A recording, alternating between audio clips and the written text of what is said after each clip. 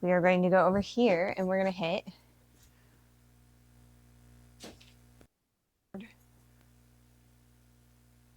and now we're recording on that camera. And now this camera, we're going to hit record. And now we're recording there. Alrighty. Hey guys, it's Ray, and we are streaming blacksmithing. At least I think we're streaming blacksmithing. We're probably streaming blacksmithing. Let's see. Okay. It looks like I've got some sort of like stuff going. So yeah, it looks like I'm live on my thingy thing. And all right, so today the sound should be a little bit better in theory. I can see that I've got something coming up. Theoretically, it should only be stuff coming from the cameras. So I currently have my wide camera with my lav mic. And then if I hit camera 2, that should be a shotgun mic pointed at the anvil. So we should see pretty good sound from that as well. Because that mic is also pretty damn good. So no more straight in camera audio. Hopefully that helps us quite a lot. All right. So, let's see. Welcome in. And as we're going, I'm going to show you everything, or like the hook that we finished up. Hello. Welcome in, Dark Sakori. Hopefully you can hear me pretty well. Let me know if you can't, but I should have plenty of sound. I am peeking out a little bit, so maybe I will reduce that volume just a little bit. Let's see if I can do that. Testing. Okay, so that should be a little bit better. All right.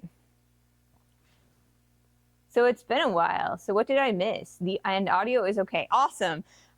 So like our latest project, or our last project, was this lovely hook here. This is a bird feeder hanger hook. So we've got a couple of different places that you can hang bird feeders. So like this hook here, or like the top hook.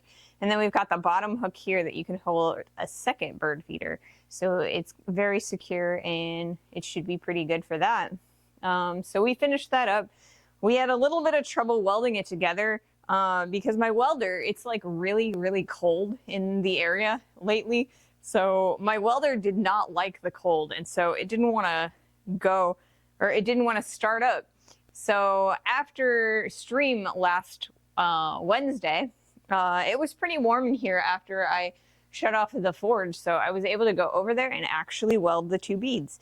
So from here, we've got to do some wire wheel brush and a little bit of grinding, maybe some sanding, because we've got some little spatter from the welder that we got to do, and we got to clean up the welds just a little bit. Let's see. So there's that, and I will show that as more people come, because I think other people are also interested in seeing that guy. So today's project is going to be a set of scroll tongs, and this is the set of scroll tongs that I currently own. This was made by a good friend of mine. They have a round pointed nose, just like a set of needle nose pliers. And what these are used for is for creating scrolls. So when you're making like a little vinies on your leaves and stuff like that, or like the corkscrew that we made, these tongs are absolutely incredible for that, for starting lovely small scale scrolls. So a friend of mine made these ones for me and taught me kind of how to make them. I am schizophrenic. I have more people. So, yeah, like these are the set that I made at the same time while he was showing me how to make the tongs. And these guys are really, really ugly. And I really feel like I want to make another set just to have like personal redemption. It's kind of like where you started, how it's going, one of those memes. So that's what we're doing this week. This is day 2. So for day 2, or for day 1, which was Wednesday, we got about this far. We started with a fresh piece of steel that was identical to this guy right here. It's a 5/8 inch piece of square stock. And so it grew quite a lot. And we made a lot of progress. We started trying to use the press, but it was also too cold for the press on Wednesday. And I'm not entirely sure that it's not still too cold today. So it may not function. I will attempt to use it, but I don't think that I'm going to be able to use it until next week. It's supposed to get a little bit warmer next week. So yeah, still me, all crazy jokes. Yeah, it's all good. How is your trains? Have you gotten any like really good long hauls, or anything like really interesting that you were hauling? So I am going to start up the forge so I can get a little bit warmer. I've got my heater down over here, but it's only like 25 degrees or so. And so I really need to start up the forge and start getting warm, or warming everything up.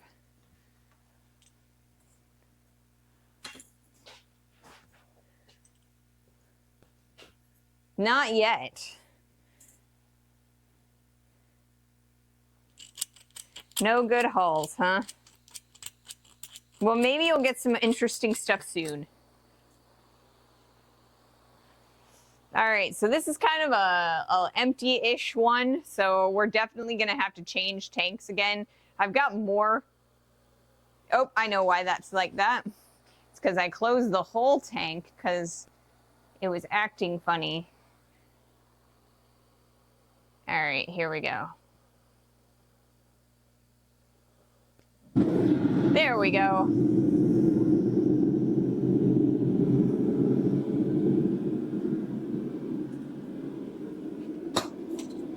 We're doing all right. We're doing all right.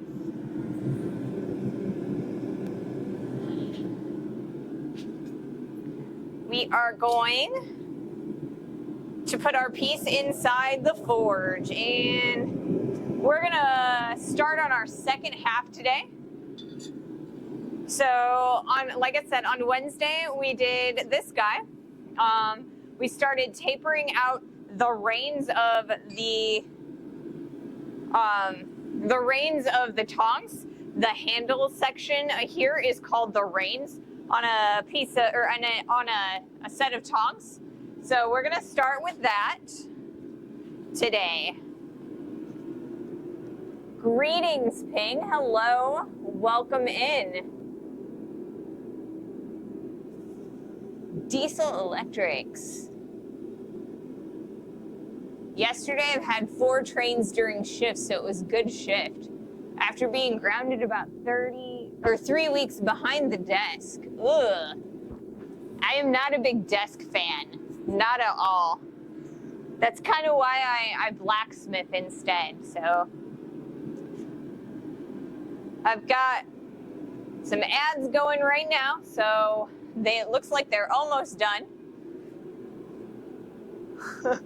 Neither am I. Yes, definitely. Okay, so this is our bird feeder hook that we completed Wednesday. I completed this guy yesterday. After my the shop warmed up a little bit after the stream, and so I was able to get the welder to start up, and so I was able to put those beads on there so it's nice and solid, and that's not going anywhere. So we've got our lovely bird feeder hanger, and that'll work beautifully. So we've got to clean that up a little bit with the wire wheel and grind down a little bit to clean up the welds just a little bit. There's some spatter on there, and I want to make sure that that's nice and pretty. Hello again, Bearded Gaming Dad. Hey, DeCarlo. Welcome in, everyone. So once again, today it's day 2 of making a set of scroll tongs. On Wednesday, we did our first side. So there are two sides to scroll tongs. We've got the one side and the second. And so we've got one end that we've started already. And so I have the second piece of steel heating in the forge right now. So today we're going to do an identical piece just like this guy. So we are going to start drawing out that the reins. The reins of tongs is the handle section.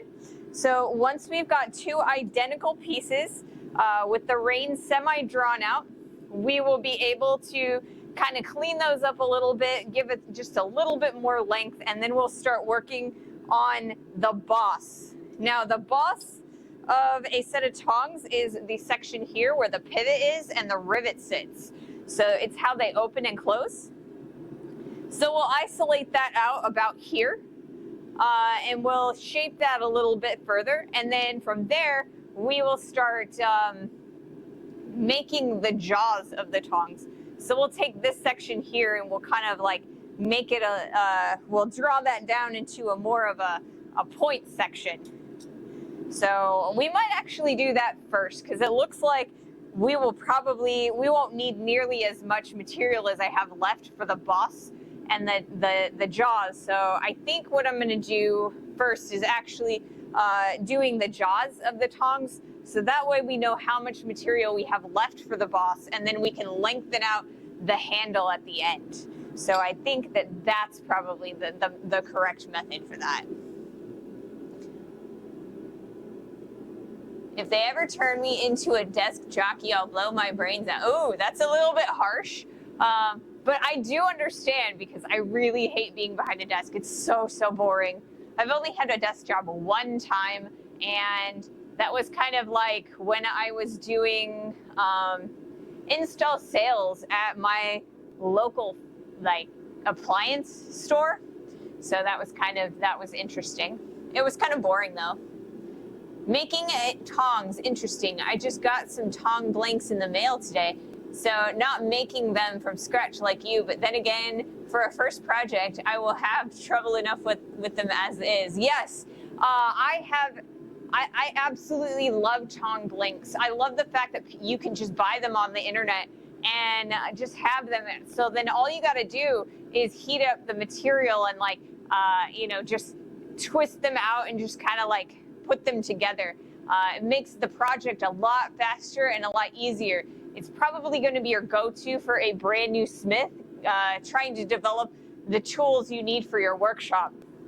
It's a lot easier to buy the blanks than to make them from scratch, because you can use the ones you buy one set of blanks and you can use those to make further sets of tongs, and it makes it so much easier than using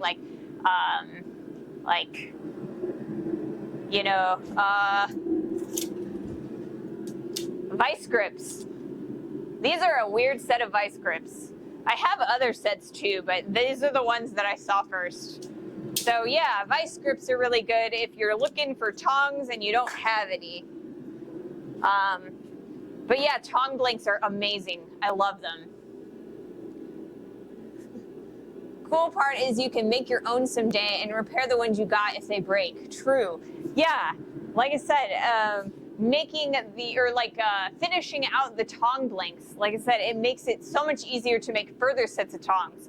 So the tong blanks usually are about a set of universal tongs. So then when you get to a point where you really want to have specific sized tongs, you can use those universal, tongs that you made from your blanks.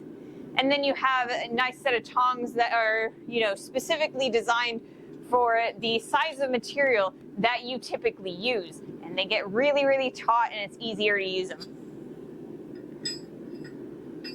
Whoops. So yeah, we're going to use this as our template today to make the other side, because a set of tongs, each side needs to be identical. So we're going to pay really close attention to this guy right here. We are going to use him to compare the two halves very, very closely.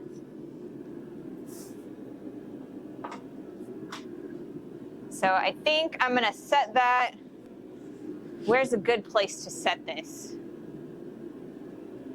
Maybe if I stick my water over here, I can set it right there, and then I will have it ready and available to take a look at.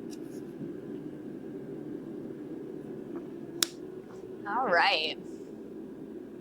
I have one V-bit already bought, ready-made, but I did not want to spend 150 to 200 for others, so now I have 5 tongs, so I can practice stuff with them. Yeah, I kind of feel like the best use of money, if you end up spending money to buy blacksmithing tools, which you inevitably will, because like you have to spend money for like, you know, an anvil or a piece of steel to hit things against.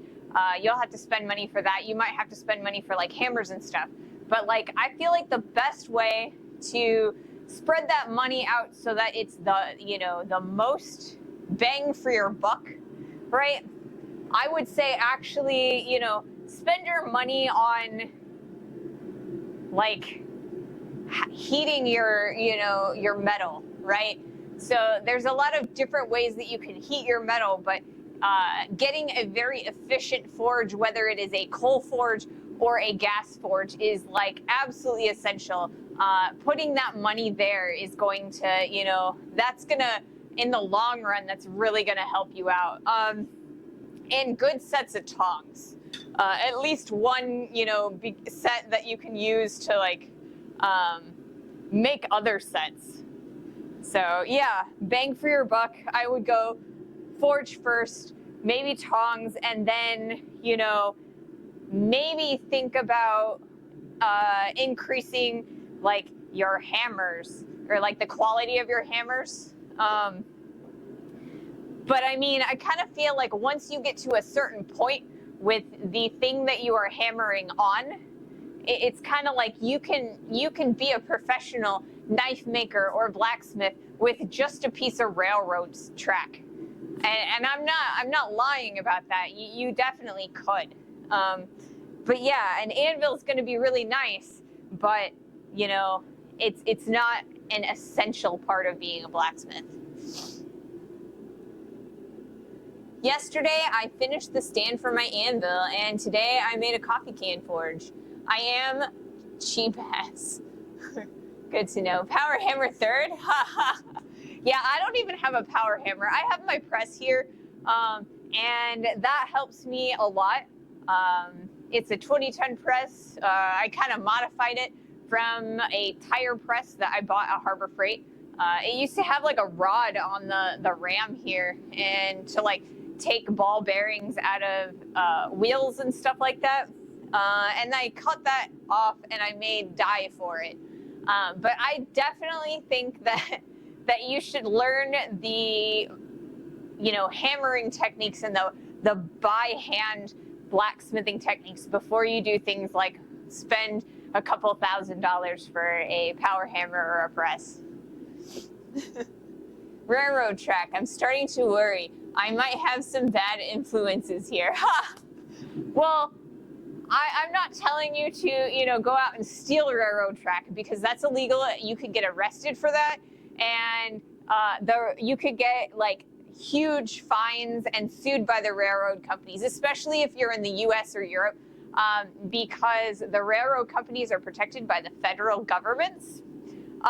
So you make sure that if you acquire a piece of railroad track, make sure that you know the history of it and make sure that it has been cleared with the railroad companies.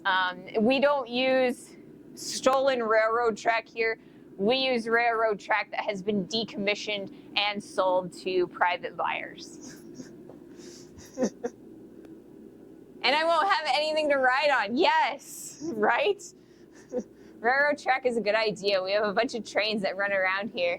Yeah, like I said, make sure that you clear the railroad track with, or like the sections of railroad track with the railroad. Try and get a history of that, because you can get in major trouble. So, yeah.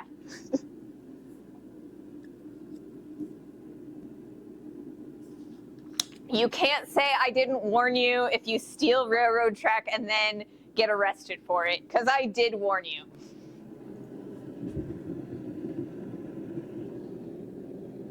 Okay, so this can is not liking, or it's a little bit too cold. I'm not getting any pressure out of it. Let me put the other one back in it. This one is mostly full.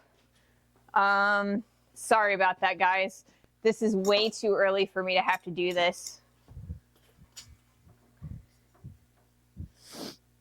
But it's kind of leaking a little bit. I can smell some gas, and I want to make sure that I,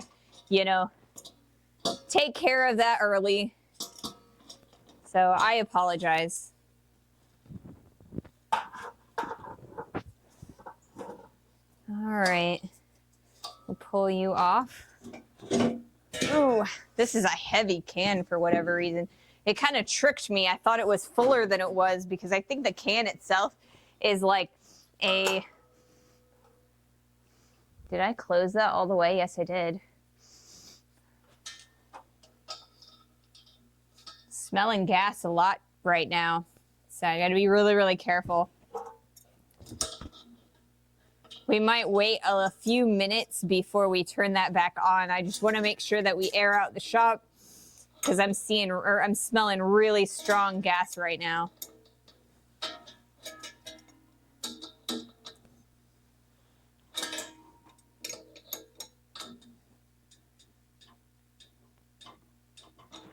All right, so that should be good.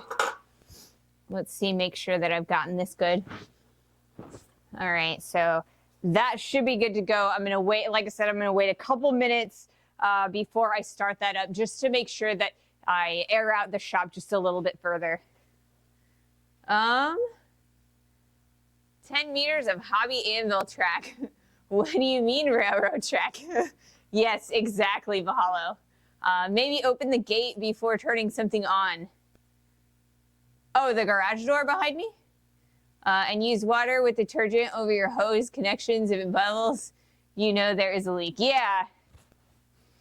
Normally, I'm a little bit callous with that and cavalier. You really should make sure that you don't have any leaks. I try to do these really, really fast. I do have a double brass seal. So when you have, or the two brass, they'll actually lock together as you tighten it. So the tighter it gets, when it gets to a point where you can't turn it anymore, that is because that metal is locking together. And it is gas tight. So it is good advice. Do follow it. Don't be like me. I'm a little bit too cavalier, I think. But I have been doing this for, 10 years. So, sometimes I'm a little bit safety third. I am aware.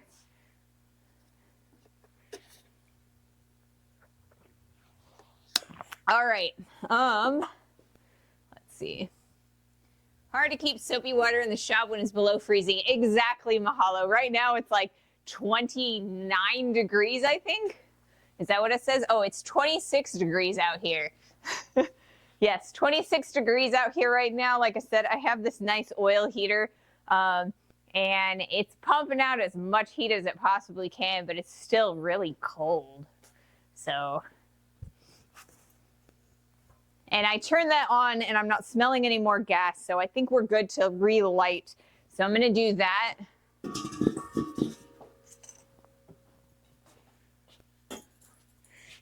And we should be good to go. There we go.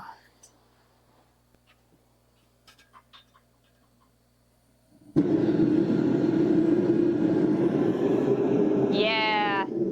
That's what we want to see. That's what we want to hear.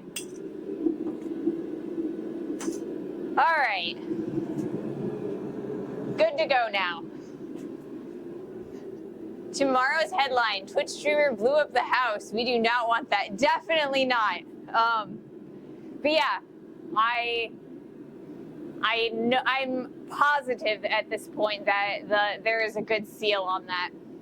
I think part of the reason why it was smelling a lot of gas is because I turned off the tank before I turned off the forge and before I turned off the tank, right?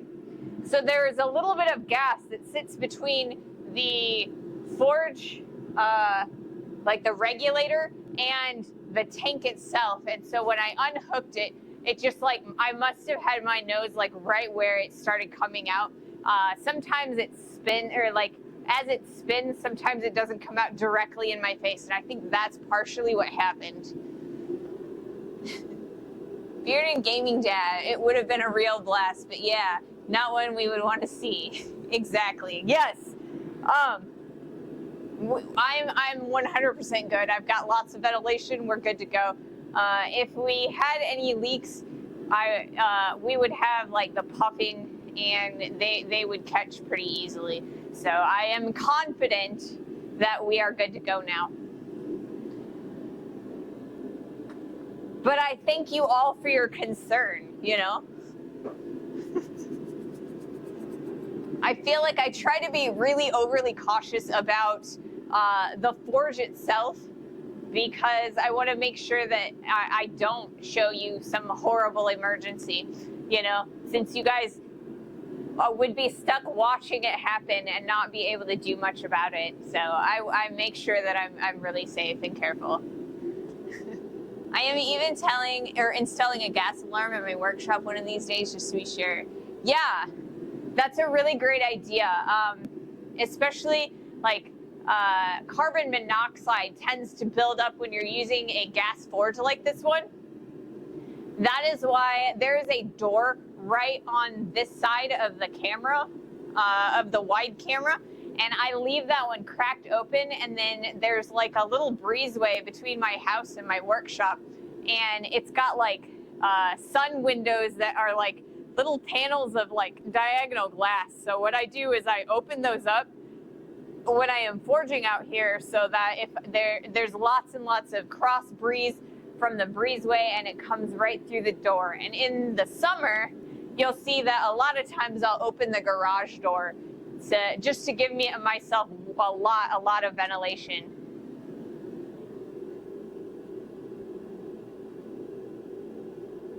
Yeah, no big flashes. We're good.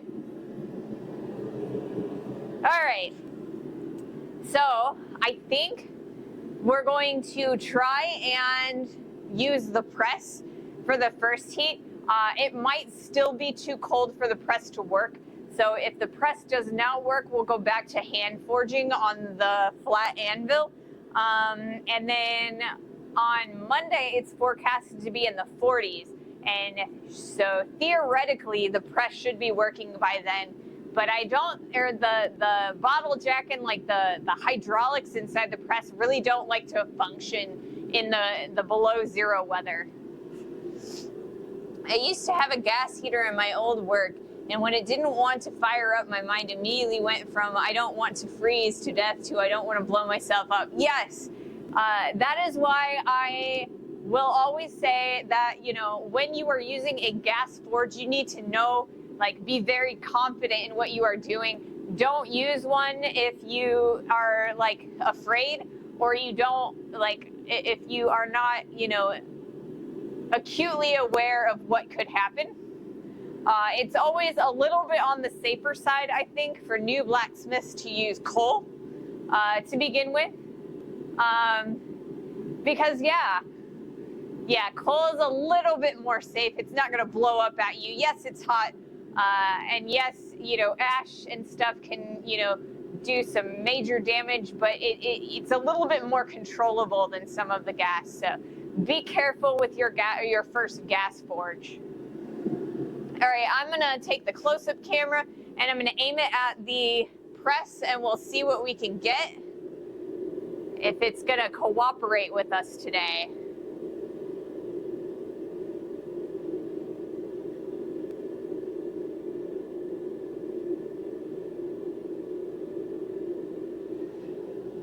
All right. And while I'm at it, I'm gonna, because it's being a little bit weird. That one wanted to stop the recording, so. All right. So there's the press. Let's see if it's gonna cooperate today.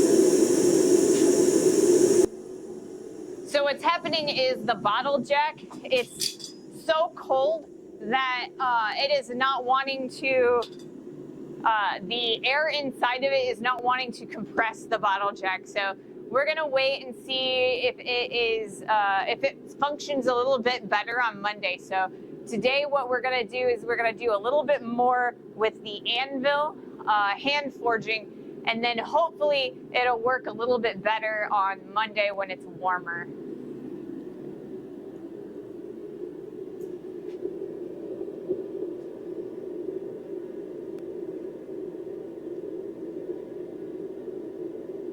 I know I promised you guys that I would do more stuff with the press, but it's just not liking the cold. I'm really sorry about that. The downside of using coal is it stays hot for a long time when you stop working. The gas, when you turn it off, and it almost immediately goes out. Yes, it does. And there is nothing that is perfect. It's kind of one of those, like, you have to check on your materials your forges after you turn them off, because even the gas forge, when you turn that off, you got to make sure that it cools down properly, and like none of your liner is gonna like crack off or anything like that. So yeah, it's like maintain your tools, you know. Hey, it's okay. The weather conditions are off. They're off. Can't change what you can't control. Yeah, I try. But lately it's been ridiculously cold. It's never really this cold for this long usually in the area. I live kind of southern midway around the southern and Midwest area. So like I live near Missouri, like within an hour of St. Louis. So it's usually really nice in the area, but it's not being nice today. It's being really cold this whole month. All right, let's do some hand forging. We can do this.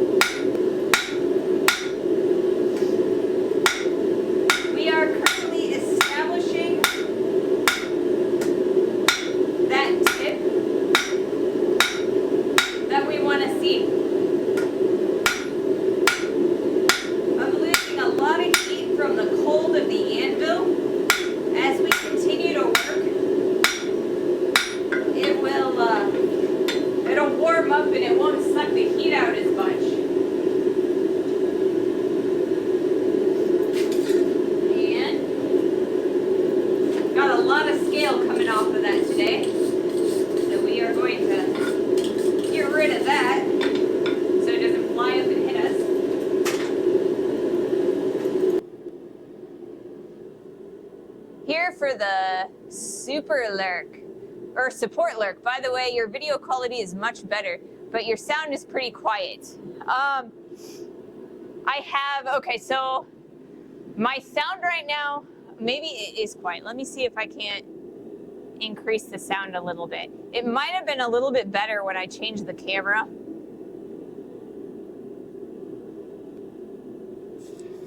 Okay, so what I have is I have on the wide camera, I have my lav mic going. And then on the close-up camera, what I have is it's a shotgun mic. So it specifically directs in a cone area over towards the anvil. So it's going to be a little bit quieter. It's better with the overview camera, but the close-up cam has a better video quality. Yeah, it's kind of what's going on. the wide camera is having a little bit of trouble with the light coming in from the garage door. So it's really hard to white balance. So I feel like I'm really, really blown out on the stream right now. But yeah, the other camera, it looks really nice because, you know, it's balanced for being on this little area right here. So there's no light streaming in. I'm not backlit. Anyway, love from Germany. Happy to see you your stream grow. Well, thank you for the lurk. Sounds okay to me. Okay. Yeah, I'm still working on sound a little bit. I'm hoping that I can figure out a way to make it all function correctly, but yeah. Okay, I've got an ad starting soon, so I'm gonna wait until the ad is done, and then we are going to go back to the anvil, and we'll do some more forging. It is growing really nicely. I'm so excited. The ad is starting soon, but it doesn't say that it is currently starting. All right, I'm gonna stop my update my clip real fast. Clip. Start the clip. These cameras can only record for about a half an hour at a time. So every time, that's kind of why I have the ads every 30 minutes. It helps me remember that I have to refresh the clip. So yeah, the clips. So I have the cameras recording to memory cards, and that way that when I edit them, I've got better sound quality because my lav mic is recording pretty decent sound. So is the shotgun mic. I can pick and choose which sound I want to use. And then I can also put, I can pick shots. So if I like the, wide shot better for, something that I've shown on the stream that was an anvil cam shot, I will be able to switch that for the edits and things like that, and it'll be a lot better for tutorial videos. That way I can also use B-roll for voiceovers and things like that. So that is the beauty of running two pretty decent cameras.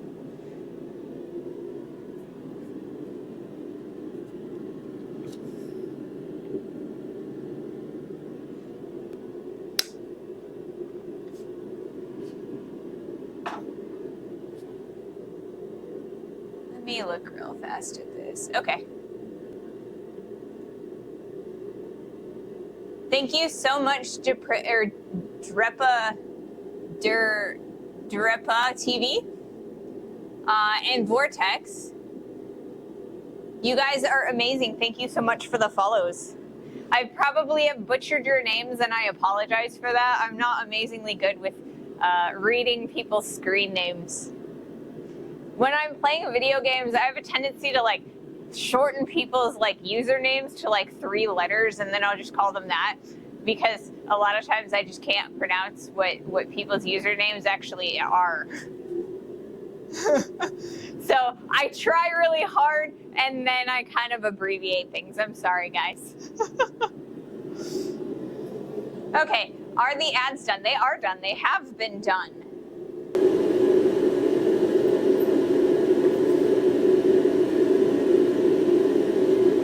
All right.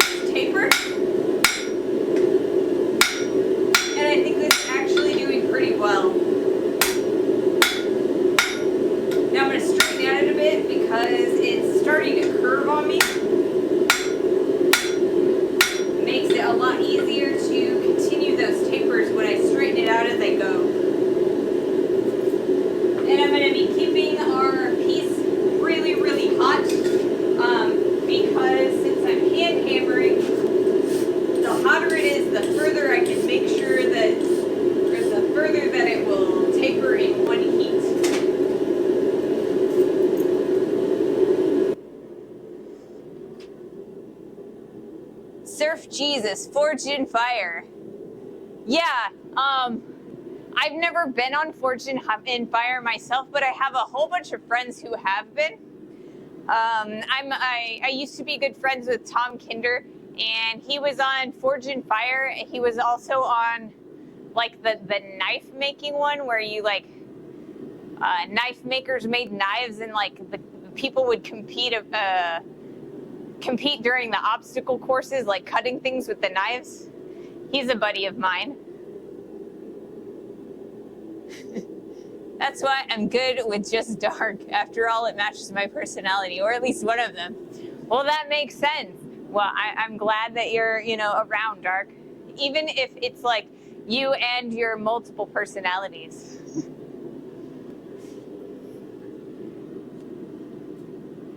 Is there a specific personality that drives the trains and other personalities that talk too? I mean...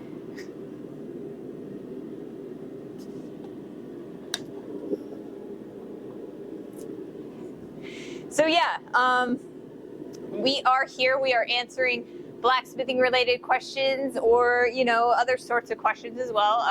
I do jewelry, I do casting, we do fabrication. I have worked with gold, silver, brass, bronze, aluminum. Often most of the time I work with steel because it's easier to get a hold of and it's cheaper. But yeah, I've worked with all sorts of metals. I love them all. We are keeping us company, yes. Hey, a drunken dwarf. Drunken Dwarf Iron, yes. I saw you followed me on Instagram. I followed you back. I need to actually update my Instagram more. I have not been very good at updating my Instagram. I want to put a picture of our lovely, bird feeder hanger on Instagram. I'll probably post it on Facebook as well. I think it's really pretty. It turned out really well. I do need to use a steel brush on this guy, like a wire wheel, and it'll take some of the like red rust areas off of it and some of the flux from the flux core welder.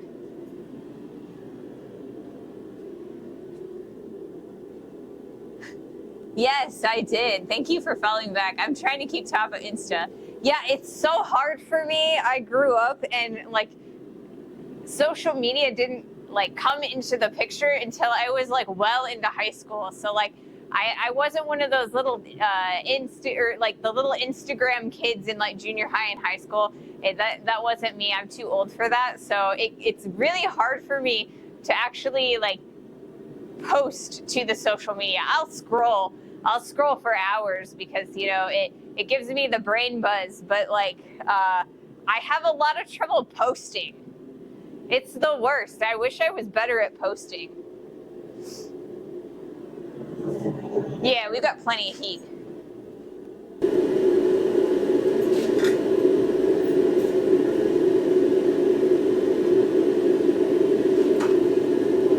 All right, so we're gonna start back on that taper, or further back on the taper.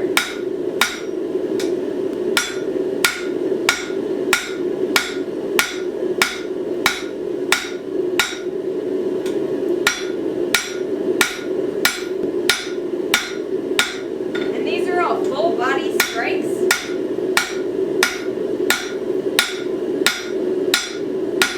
With an extra flip of the fingers.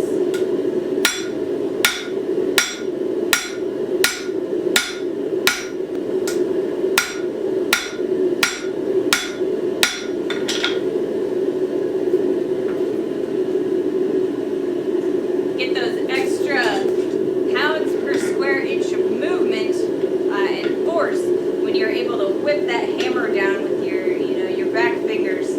Make sure you got a really good grip on your pointer finger and your thumb. But these guys, they can whip that hammer real back or like really fast. You'll get that extra speed. So then it makes your hammer work better.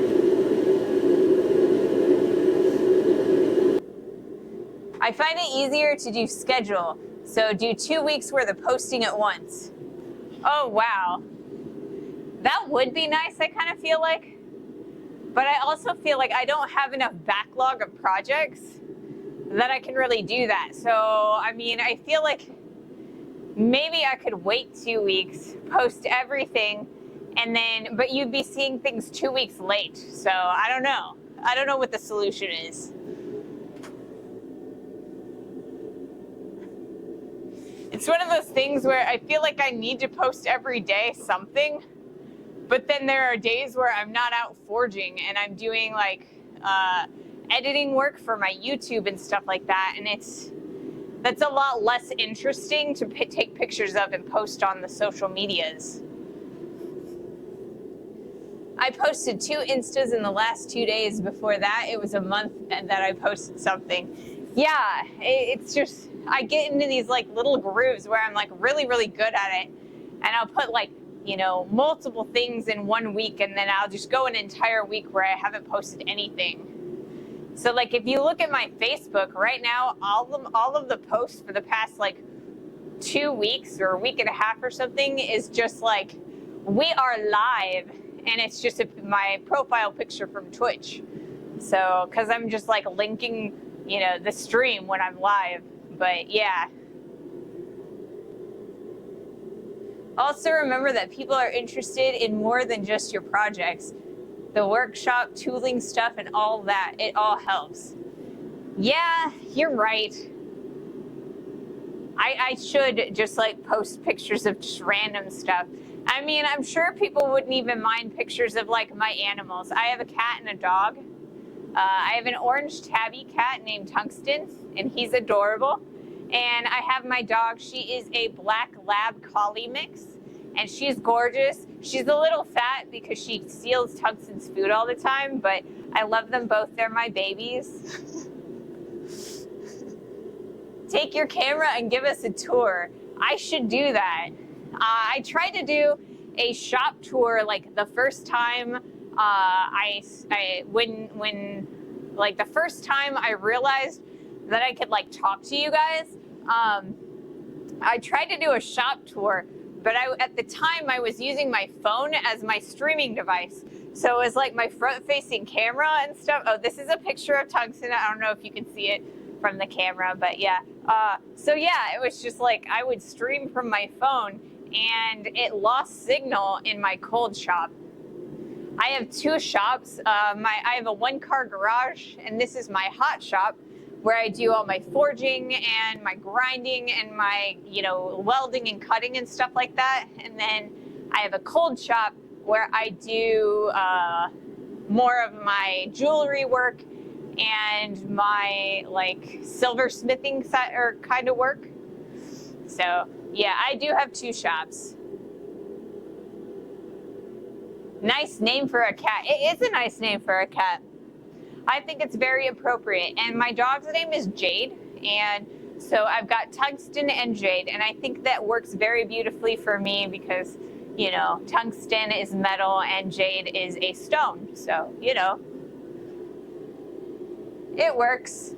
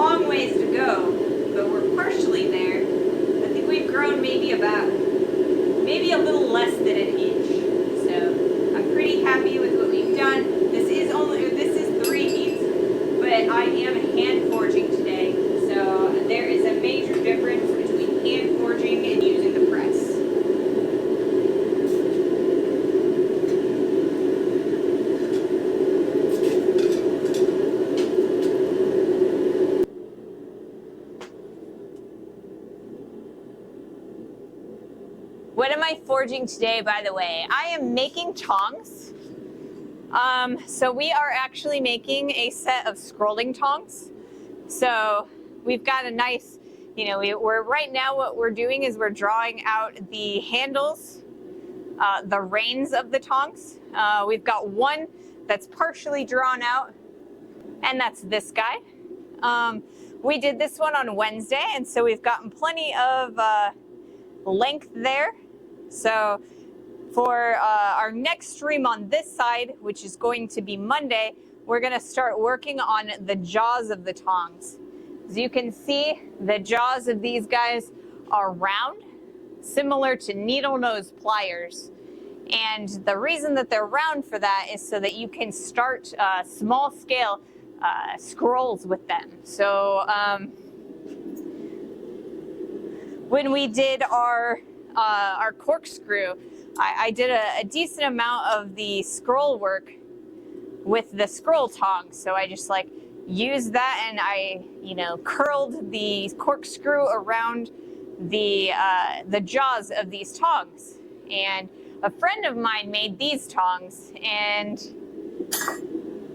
I made a set at the same time. He was kind of teaching me how to make tongs at the time, and this is the ugly set that I made. So I'm going for redemption. I want to make some tongs that look more like this and less like this. It's kind of one of those how it started, how it's going memes.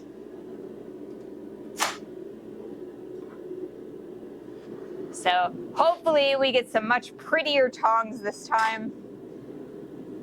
And, I won't be ashamed to show them.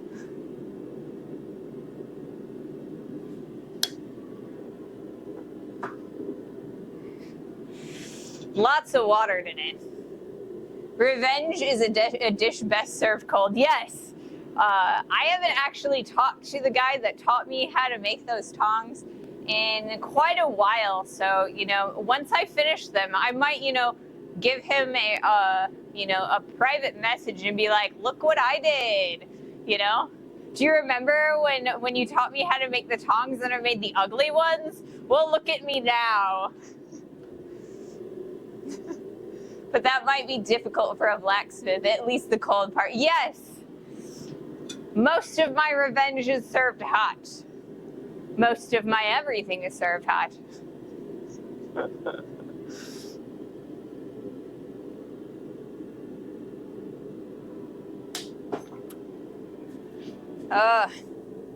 Keep the fingers nice and warm and movable. Over by the forge, so beautifully warm. All right, we got plenty of heat. Yes, we do. And we've got plenty of time.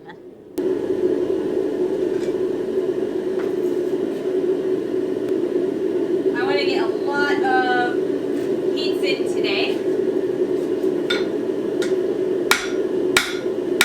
So we make lots of progress.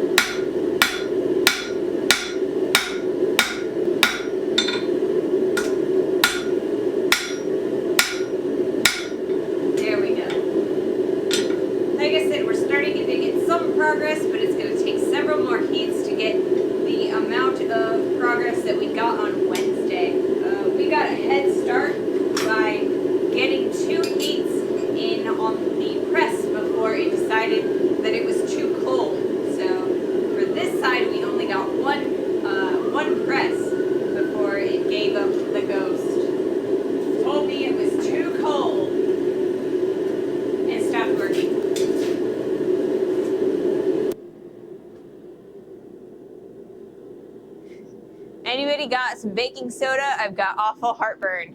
Yeah. I do sometimes get awful heartburn, but I feel like that's unrelated to, blacksmithing.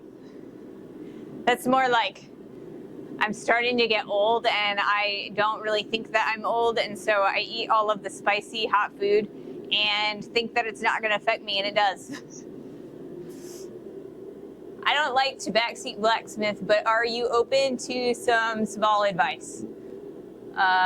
Sure. If you know, I'm always open to learn stuff. Or maybe if you run out of gas, you can use me.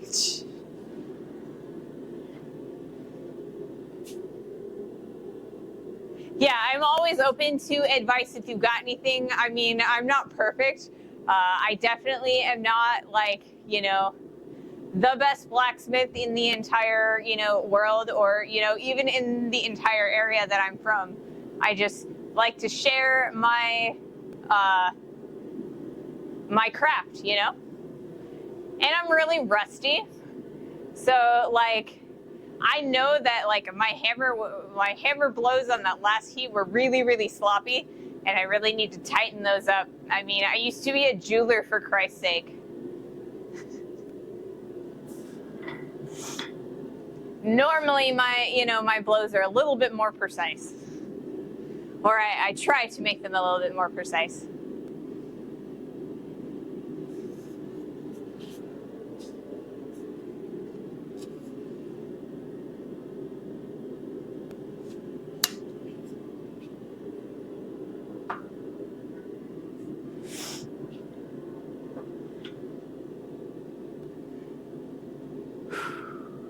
Okay. Let's see. It's more efficient to draw out over the horn, less surface area, so the metal moves more. If I want to do it really aggressively, I draw over the edge of the anvil, really pinch it in. Yeah, I've heard that before. I've done it before. I guess, you know, I didn't think about doing it. I really should this time, because I'm really trying to move a lot of metal really fast. So I really should use the horn or the edge. It's just when I was taught to do it over like this section of the anvil right here, like the little far edge. And then when you're doing shelving, to go over the corner. So like, I should do it that way. I know intellectually I should do it that way. I just, in my habitual state, I tend not to. A jeweler, cool. So so was I. At least that's what I learned at school. Yeah. I got a job at Signet, and they own a good portion of the jewelry stores in the United States and some in Europe. I got a job as an apprentice at their repair shop, and I went through their apprenticeship program, and I ended up as a B-rank jeweler. So that's like a journeyman mid-range jeweler, not a master jeweler, but like just below. It's usually not a problem, but there's a lot of steel to move in long rains. It doesn't make for a better result, just less tiring.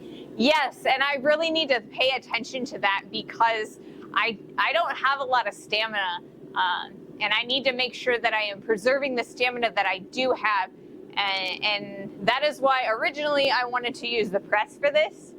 And yeah, if I use, and I even thought about like taking the jar, or like the die off of the press, and then like using it on the heel of the anvil, like clamping it down, so that I could like hammer onto the, you know, the die, the round section of that die, so I could get a little bit more movement each heat. But like it's kind of habitual. It's like, you know, I'm used to doing the 1/4 inch stock, and I just like draw it down over the flat, and it's just habit.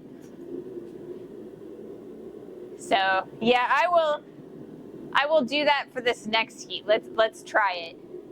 It will 100% be better. I am aware that it will be better. Let's do that. Okay. So we're going over the horn.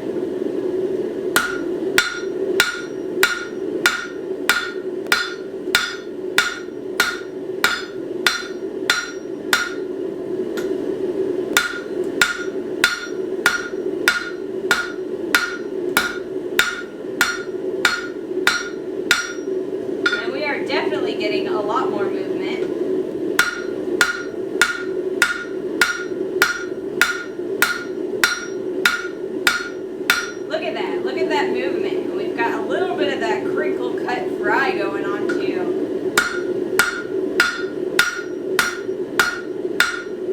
And then we can bring it over to the flat of the anvil and flatten that out so it doesn't curve as we're going. And I mean, look at that. Look how much better that was. Just that tiny adjustment. So much better. We've grown so much further. That is a lot more efficient and a lot better on this 5/8 inch stock. Let's try and do that some more.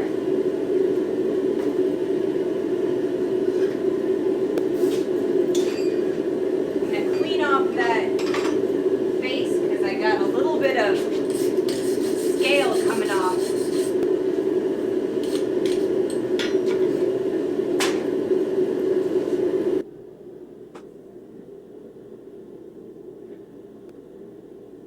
Won't doing it over the horn deform it deform it also. And it does deform it more.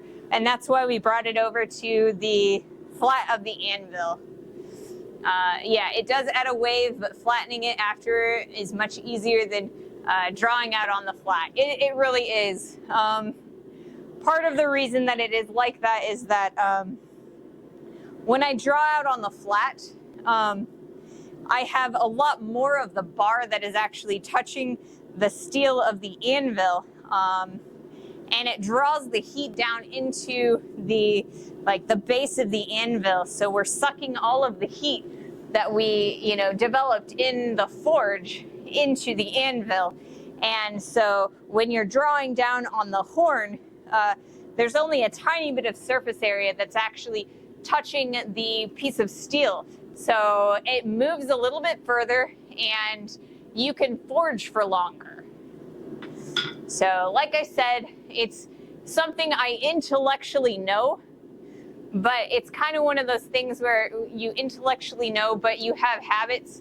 When you learn the wrong way to do something, it's like when you're running and you get the wrong technique and you go and learn how to properly run from a professional runner, and you intellectually know how to do that. You just have to practice it and internalize it, and it's hard to do that sometimes.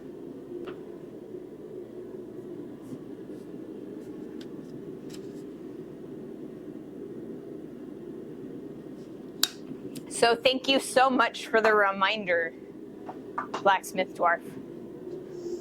I appreciate that a lot because, you've saved me a lot of stamina and effort. We'll move a lot further this way, a lot faster. It's starting to get a lot warmer in here. I'm very happy about that because it was so cold earlier. When I first came out here, it was really, really cold.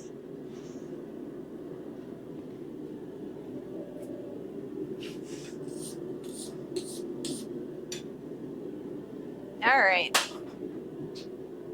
Looks like we've got ads starting here soon. So do I have enough time? I have about half of the amount of time that I need, I think.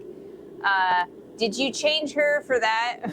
Or charge her for that, or is it a freebie? First one's always free. Yes. Thank you for the lovely tip. And I appreciate that it's free. I don't have a lot of money at the moment.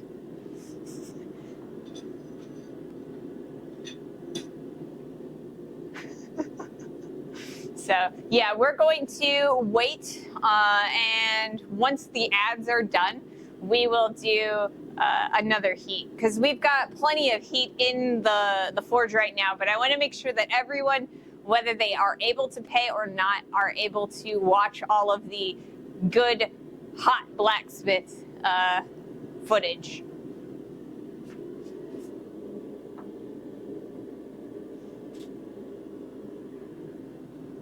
So, yes, today is Friday, and so we have the whole weekend ahead of us, and I'm really looking forward to the weekend. It's a nice time to relax and get jobs done that you can't get done during the week, like laundry and dishes and vacuuming and that sort of thing. And it's supposed to be a lot warmer this weekend, so I'm hoping that we can get out and do some hiking. I really like your hammer. It's a flat face like a club hammer, but it's got those spread out cheeks. Looks cool. Not seen one like that before, I don't think. So,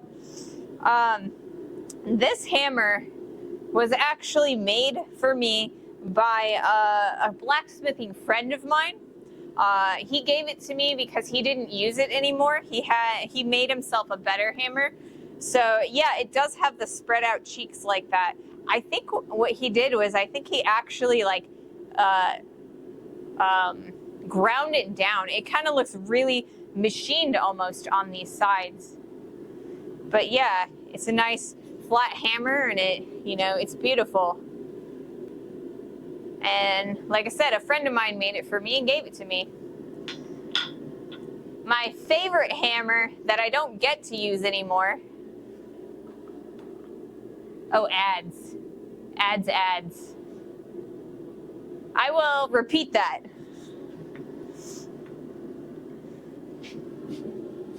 Yep, ads.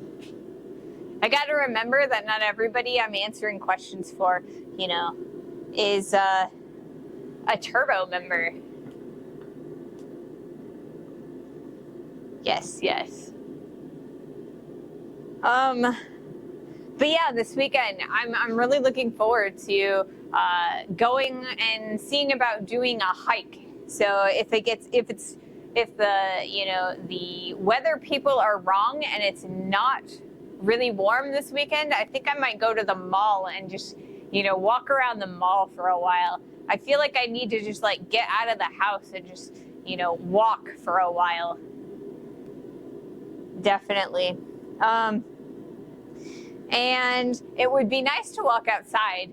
My partner has a drone, and we like to go out and fly it in different locations, like different public parks and all kinds of places like that. It's kind of a small one. It's not like the ones that you see in New Jersey or anything.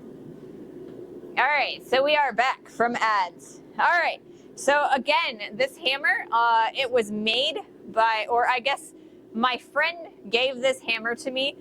He's got his name right here. It says country. You can't really see it amazingly well in that camera. But yeah, it says country. He's a real country blacksmith.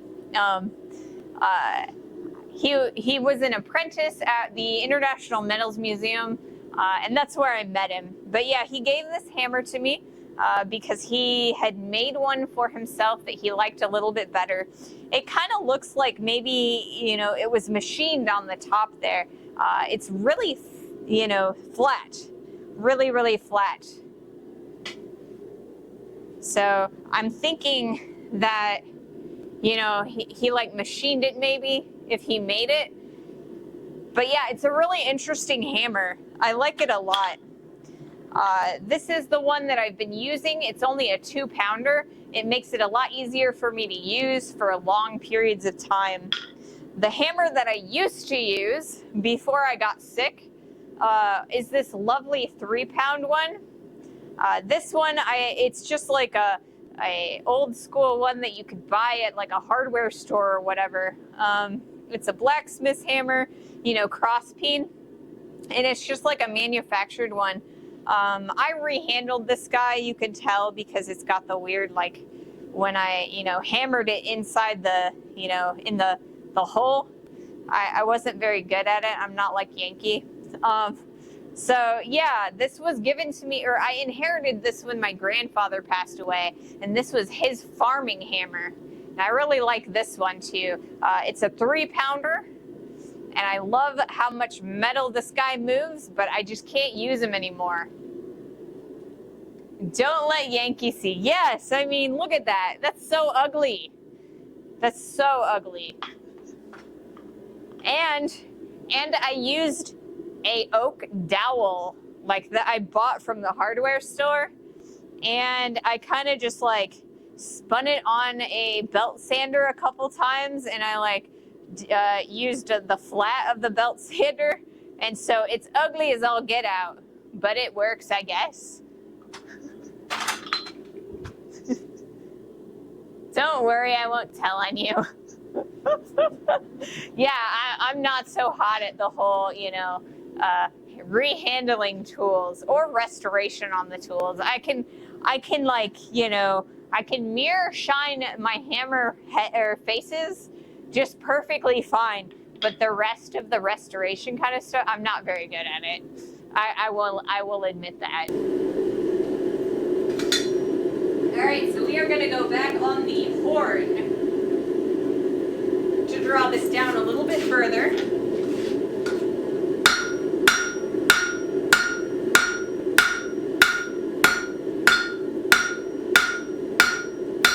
Much further, much faster.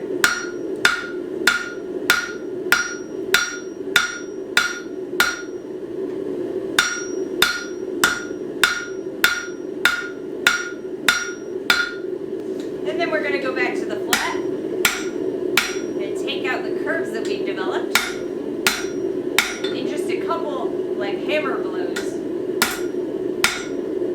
So easy to do, and we've grown quite a lot. We compare the two.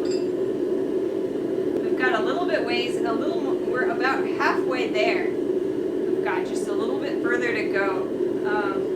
Maybe about 2 inches further. We also have a little bit of more meat over here that we definitely want to, you know, take that down. That'll give us a lot more length.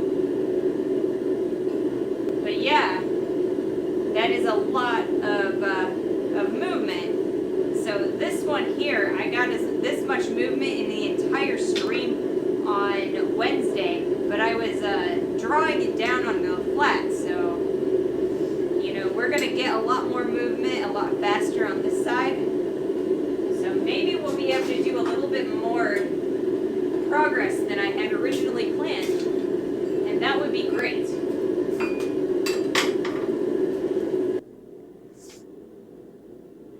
I've been restoring a fly press this week. It's ready for another coat of primer tomorrow, but I needed 2 days of cleaning with the wire wheel on the angle grinder. They were horrible days. Oh my God, I can imagine. Doing a wire wheel, like an electric wire wheel, is absolutely awful on anything that has like any thickness of rust. Because it just like foofs in like clouds all over the place. It's awful. I do not envy you. I hope you've got really good respirators. Your anvil is going up and down when using the horn. It needs a bit better attachment. I think that would also improve the force you could put on it. It definitely would. I was really lazy when I put this anvil on this stand. It is held on by screw pins. So I just took some really strong, thick screws and I just screwed them into the wood so that it would hold it from shimmying front and sides. But because I move this anvil, or I used to move this anvil for demos all the time, it was a lot easier for me to kind of have a slot-in anvil stand than attach the anvil securely onto the stand. Because the anvil itself is 127 pounds, and the stand is quite a bit of, weight as well. So it is a lot easier for me when I'm doing demos alone to, take the anvil off the stand and put it securely in the bed of the truck, and then put the stand in separately than if I were to, securely put that on the stand. Then I'd have to move the stand and the the anvil and the stand at the same time. It's a little bit too heavy for me. My respirator is not as good as it should be. Oh, that's not good. So I have 2 different respirators for different jobs. I have this guy. This is a plastic case. It's like I'm not sure. It's like a wetsuit almost. And then inside here, it's got like replaceable filters. And this guy's really good for, like, you know, when you're doing cutting and grinding on fresh steel, right? And it's also really good for woodworking. But if I were going to be restoring tools or anything like that, I actually have one that is a full respirator that has like the whole, like, you know, the 3M mask like here. And then it's got two giant filters on the side of it. So it kind of looks like a gas mask almost. And that's what I would recommend with the replaceable, you know, giant filters. That's what I would recommend for, you know, wire wheeling anything with rust on it. All right.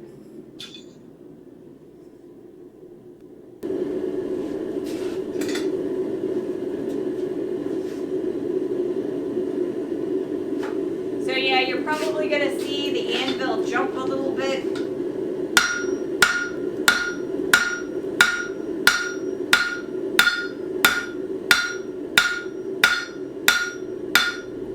As I do this.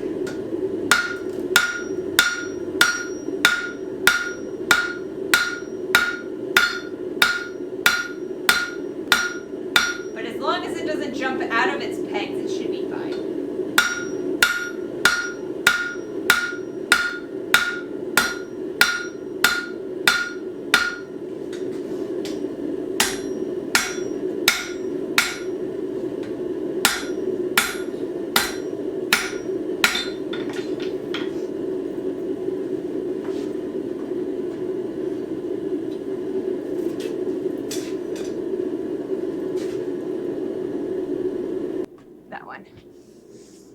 I have the full 3M type, but imagine one being thrown in the back of a van for 6 years.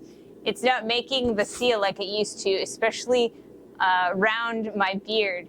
I think I'm gonna buy a full face one with the eye shield as well. Yeah, that would be a good idea. The bad part about those, like the ones that really hug your face like that, is that they have a tendency to fog up safety glasses really badly. So if you can get one where the whole mask is like self-contained, you're not going to get that fog in front of your eyes, and you'll be able to see better.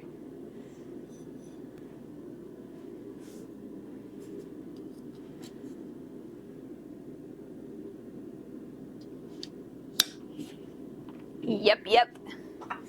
I need to stop my clips because I forgot to do that. Hopefully, I haven't messed anything up too badly. Start that.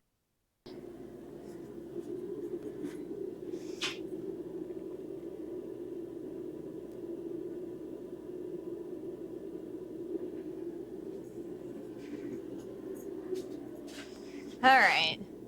I spy with my foggy eyes. Yes.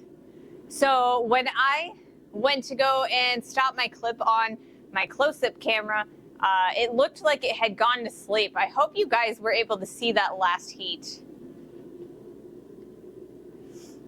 When I flipped to the close-up camera, I thought I saw that you guys could see it. Maybe it just went to sleep.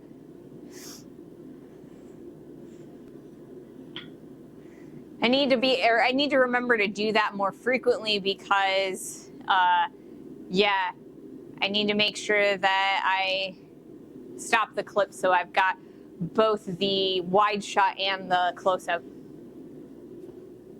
Yeah, we saw it. Good. I'm glad. It must have just gone to sleep then. So I like to record the streams on the memory cards in the cameras themselves. So I'm like, you know, I get to download my videos or like the VODs that Twitch makes, and I can edit with those. But I like to have the, you know, the raw footage from the actual cameras, because the wide camera is like with the windows, it blows everything out. But that particular camera actually records all of the data for like all of the color data, so I can actually put it in my editing software, and I can like up the contrast and stuff like that and make it look a little bit better. for sure. Good. So yeah, it also makes it so that if eventually we put pop-ups or like, you know, filters on the screen, or like on the live view, I have raw footage that's like, that doesn't have all of the pop-ups and stuff in it. So that is the goal, to have a little bit easier time editing, so that I can make sure that I, you know, pump out a good product for both Twitch and YouTube.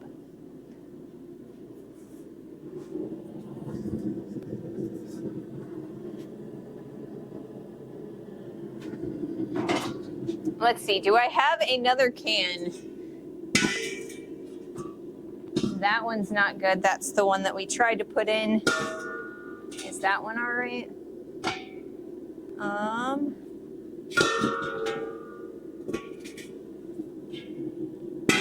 Let's do this one.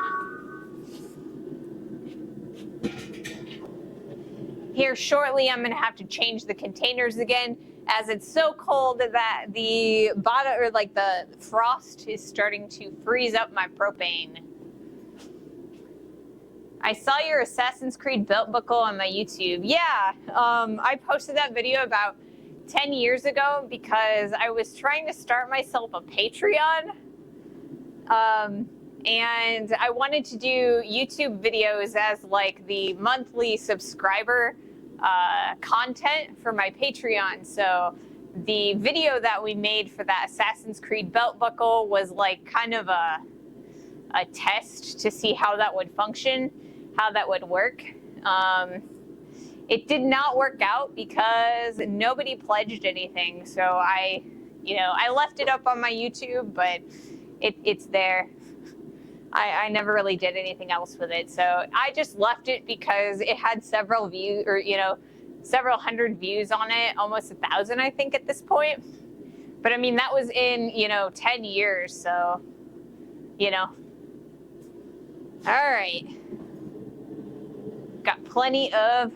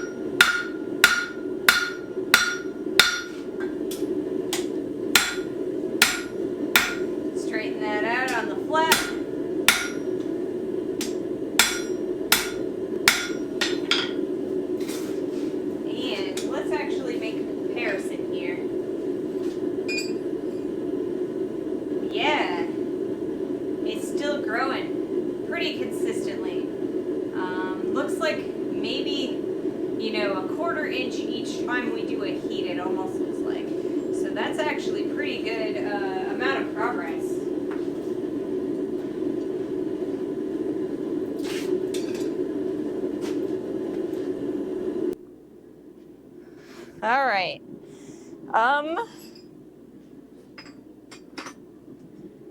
Let's see. So I'm starting to hear a little bit of wavering from the frosty gas container. So we're gonna swap our gas containers.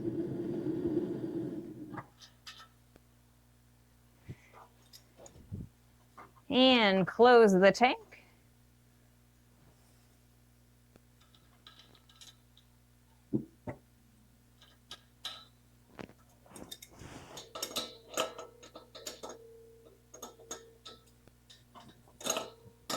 You know, it might actually be this way. I don't know why.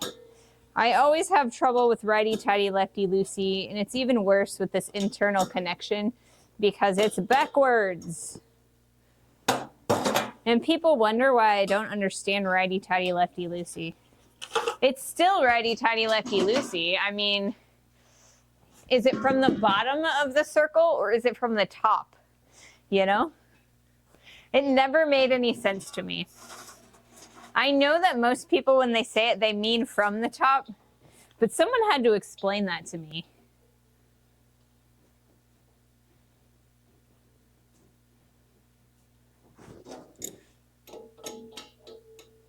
And it's like, whose view is this from?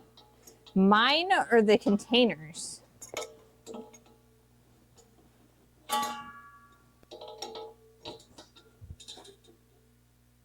All right, and that brass on brass is locking in there.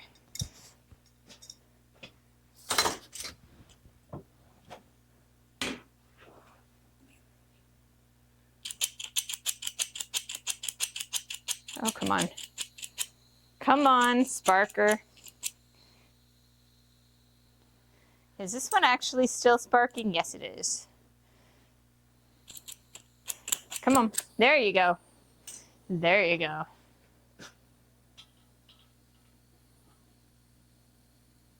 You know what? It helps when you turn on the tank. Sniff that to make sure that it is good and tight.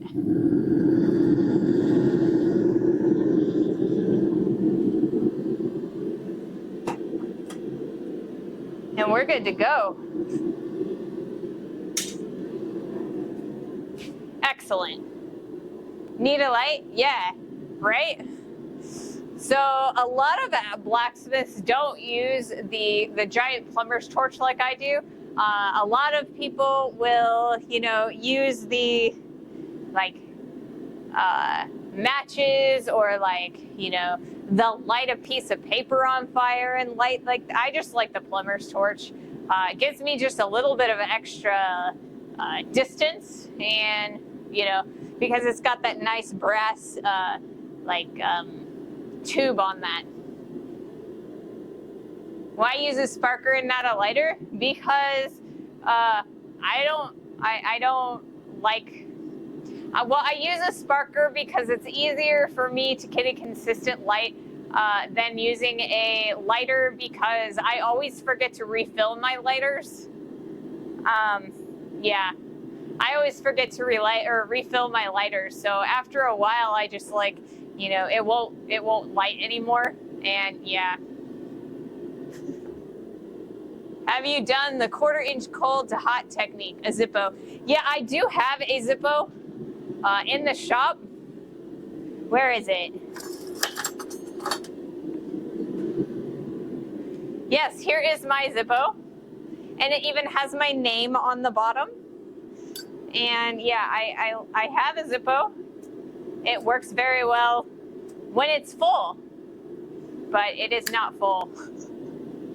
So yeah, I have used it. I also have like bottles of the stuff to fill this guy, but I just never remember to fill it. And the bottle is in my kitchen and not in my shop, so. Zippo for the win, yep. Yeah, have I done the 1/4 inch cold to hot technique? I mean, I've tried it. I'm not very good at it. I've never actually been able to get it to work, to be quite honest. When I used to do demos for the Boy Scouts of America, I did demos at one of their Boy Scout camps. The boys really wanted to see me light the forge, like their coal forge, with the, you know, that technique, and I just could never make that thing work. So a lot of times I would just use a lighter or matches or whatever I had laying around. I know a few smiths who can take 1/4 inch cold steel and hammer it hard and fast enough to heat it up to light the forge. I've never got it to. Yeah, I don't know. I think maybe I just don't have a hard and consistent enough hammer strike. You know, and I just have never been able to make it work. And even when it does get warm, it's like I can never get it to like light. So I don't know. I feel like when you do that, you kind of have to light a piece of paper on fire first and then light the forge. And the reason I don't like to light a piece of paper for that forge is A lot of times, for whatever reason, because of the way I have my vortex set up, it actually brings the ashes of the paper out and into the air, and I just don't like that. So the guy that taught me used to light his cigarette like that. Oh God, that is both impressive and also a little, disturbing. I don't think that I would feel, I mean, I guess there really isn't that big of an issue, but I mean, steel is steel. You never know how dirty it is. I mean, I don't know. I guess, if it's clean steel, if it's not, rusty. And I mean, at that point, you would have, like, knocked all of your rust off of the piece. So, I mean, I guess it's all right. It just, like, doesn't seem appetizing to me, I guess. Oh, wow. We've got quite a lot of heat. We can turn that down just a little bit because it's really, really warm right now. We've got plenty of heat. I always use a Zippo, but then again, I collect Zippos. That makes sense. If they're, around for you to use, there's no reason why you wouldn't use them. But like I said, I can never keep mine lit, filled.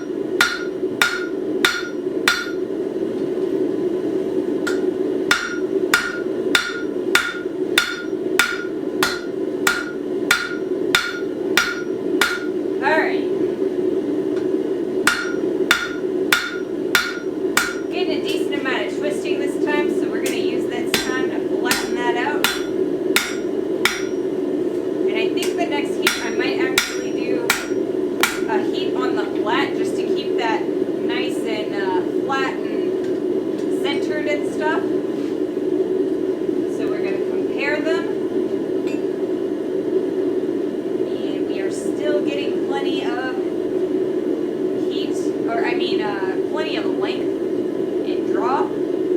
So I think we're going to take a little bit of the meat over here and push it that way. I think we are doing really well. We've got just over an inch left to go.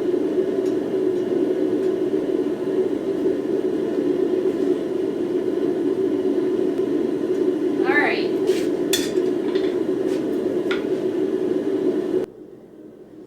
I have 50-ish Zippos, but 49 of them have never been used before. I only have one I use. The rest stay in mint condition unburnt. I mean, that's probably for the best. Zippos are really, like, they can get really expensive and, for the right collector. So keeping them in mint condition and in collectible condition is probably for the best. You'll make a decent amount of money that way. Someday. If you decide to sell them, that is.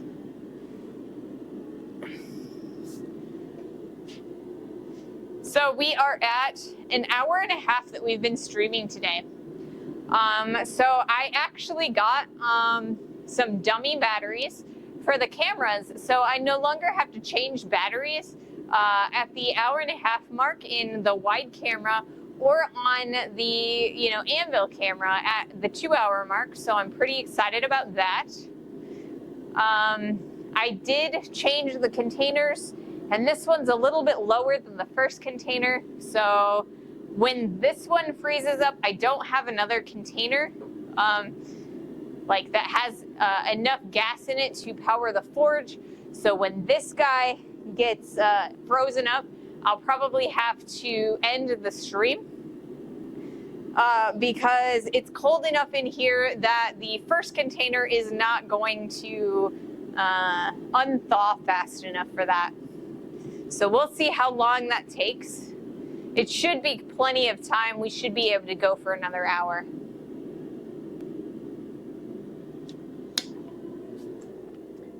Sell them never.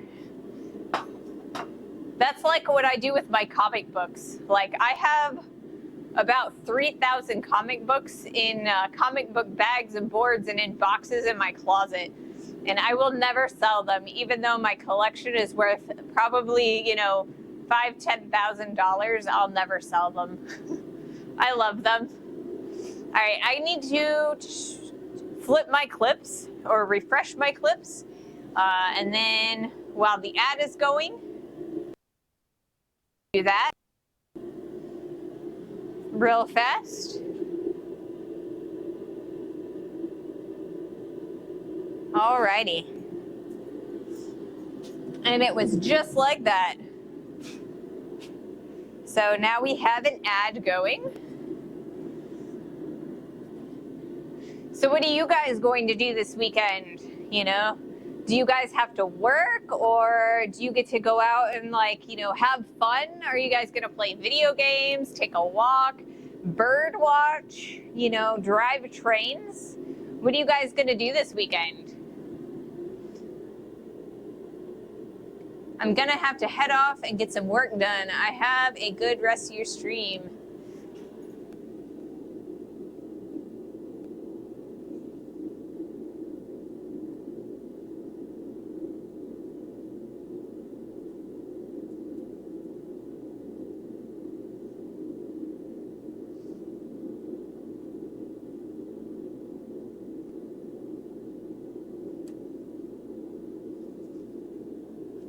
Tomorrow we are going to look at a house we want and then visit my sister. Sunday my son wants to go test drive a car he wants to buy. Ooh, I got a 50-50 weekend.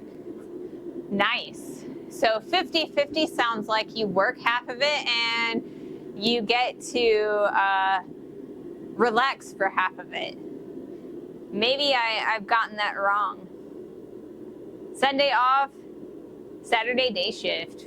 Mostly just chill this weekend. Maybe stream some animals. I watched your stream earlier a little bit today, Ping. I didn't get to see any birds at your bird feeder, but the wind was blowing it and it was kind of interesting looking at. It was very peaceful with the music you had playing. Yeah, I did. I watched you. Cars, test driving cars.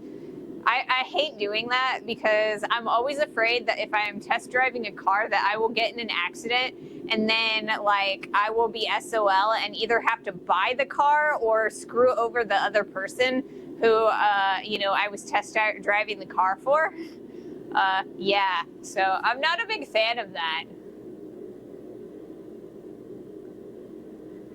We had a slower day. Yeah. And then house hunting too. That is very exciting, buying houses. It's also a lot of work, you know, doing all of the loan paperwork and stuff like that. I hated doing that. I had to do it for our house. Well, I have my son here for the weekend. He loves railroad and locomotives, and I know about a museum here, so I'll take him. That sounds like such fun. I would love if my parents took me to a museum of locomotives or anything. One time my mom took me to the aquarium, and I was like in my 30s at the time, and it was still a lot of fun going with my siblings to see all of the fish at the aquarium. But I think that it would be so much cooler for your kid to go to the railroad museum because you drive trains. So you could be like, this is how this works. And you have like special insights that you can talk about. That's really neat.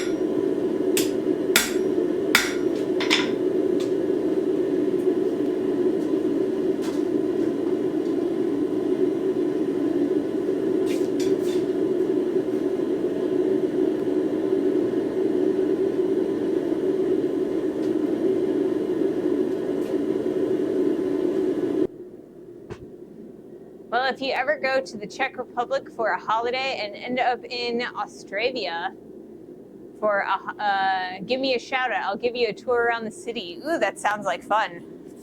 I'm not sure that I will end up in Austria though. Unfortunately, a lot of people, or like Americans, just don't do a lot of traveling. And unfortunately, I am no exception. I really wish I could travel, but prices in the United States, like from US airlines, are really prohibitive.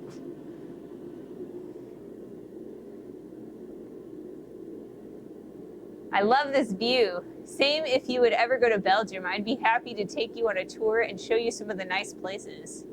That would be cool. Hey, you never know. Yeah, I mean, there's always a chance. I mean, yeah, there's always a chance that we could end up in the EU or, you know, other places, you know, the Caribbean, South America.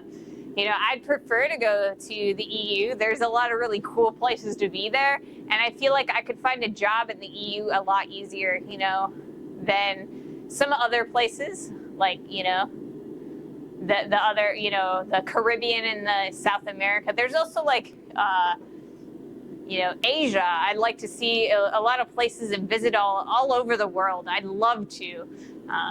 But you never know. We might, you know, take the stream on the road someday. You never know. I always wanted to visit Iceland or Finland. That does sound like fun. Yeah, Iceland. That's like so Iceland is like the little green one, and then Greenland is the giant icy island, if I remember correctly, my geography. I'm, you know, I'm kind of a stupid American, so I'm you know, our geography is a little bit lacking. I'm probably going to Denmark next year. It's only a 10-hour drive. Yes, I must be right then. Yeah, the US is absolutely disgustingly huge. So I live about an hour out from St. Louis. So if I were to take a car ride from here to Florida, it would be I think it's a 21-hour drive. It's absolutely insane how big the United States is. So I kind of feel like flying is, you know, a thing that I would need to, you know, to do. So like when we did go to Florida once, we did have to fly. But I mean, we got our passports this year. So hopefully we could do some traveling in the near future. Yeah. I live close to some of the oldest places in the United States, but it's nothing in contrast to the age of the buildings in the rest of the world. Oh, I mean, definitely. I mean, the oldest buildings in the United States are like only 250 years old. So that's so new in comparison to like half of London. I mean, there are, you know, pubs and stuff in like Ireland and in London that are like several hundred years old, and they've just been continuously running, and that is so amazing. My dream to go to the US, rent a Harley, and start at the beginning of Route 66 on the way to the end, but not the real Route 6 or the real Route 66, not the modern one. So if you ever do that, let me know, because I live like a couple minutes away from Route 66. So Route 66 crosses Illinois and into Missouri, and I live along Route 66. So if you ever get there, you know, on that Harley, let me know, because you know, we could take a visit to the shop. That would be a lot of fun.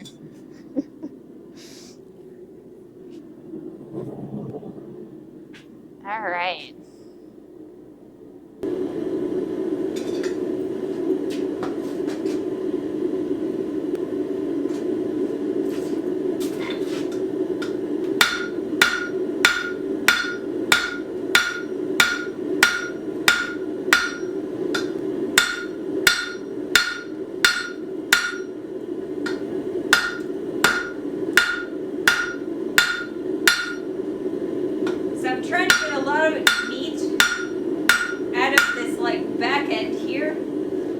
because that's going to give us a lot more length in the long run, is if we can get that, take that meat out, shorten up the boss section a little bit, and bring it down into the reins.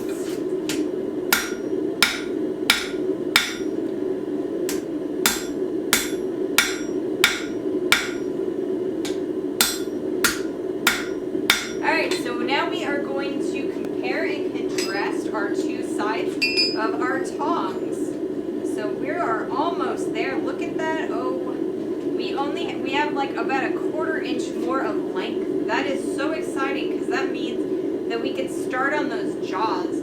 So once we're done, we get that like little tiny bit of extra length in there. We'll probably do one more heat of drawing out the reins, then we'll flip this over using our universal tongs, and then we'll start working on the jaws.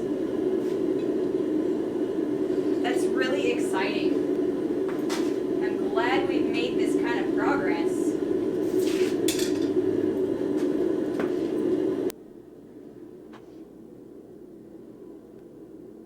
Cool, it won't happen soon, but who knows?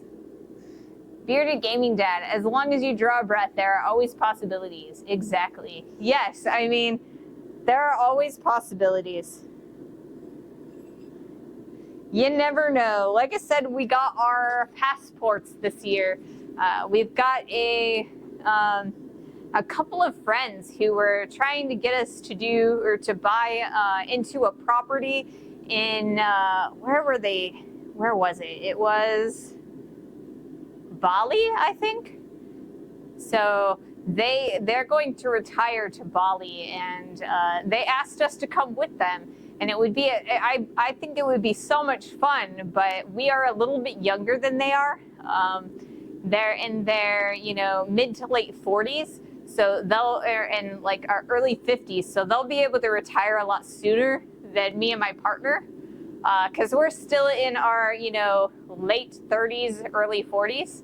So it'll be a little bit for us, but it would be nice to retire someplace warm and tropical.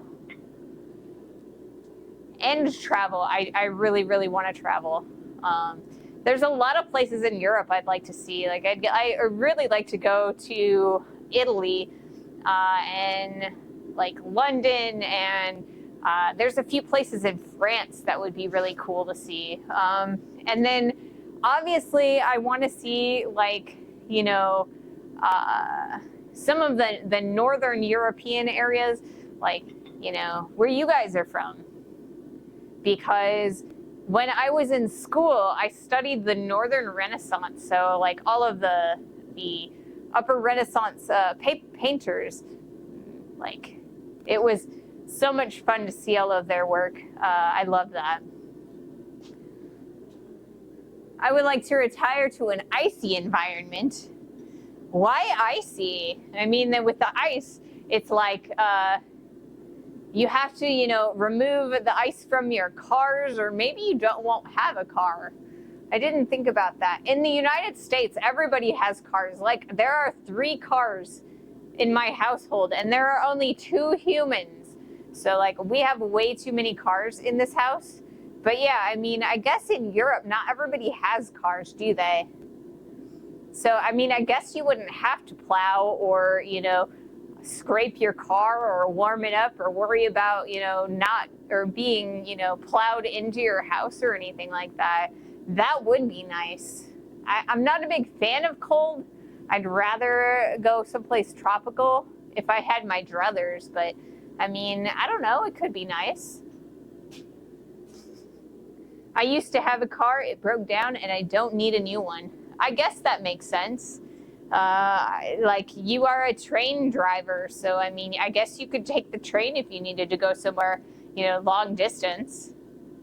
That makes sense. And you'd probably get discount tickets too, working for the railroad like that.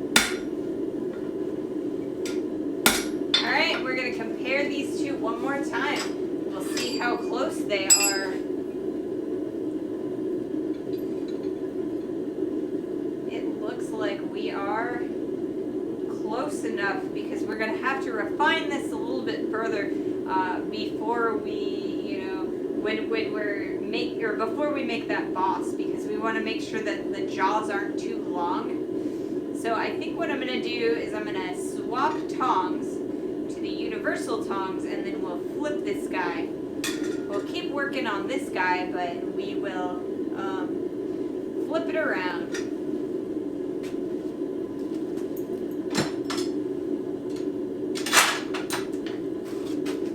So, like so.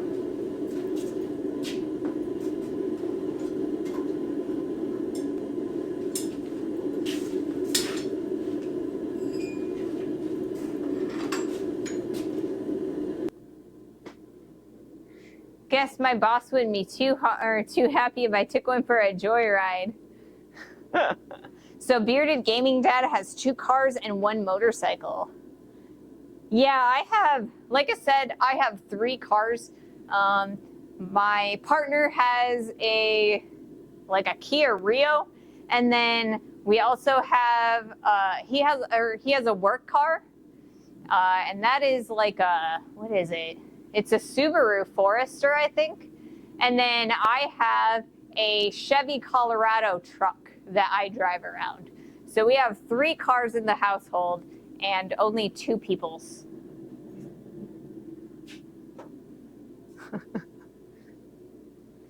Unfortunately, no. The cargo drivers don't really get any benefits. Really? You don't get benefits from being a conductor for a cargo train?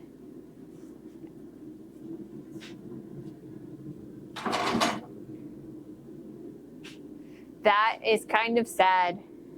But I suppose since you are a European train conductor, at least you don't have to deal with the train union that the United States has. They make you work like 12-hour days, like all the time.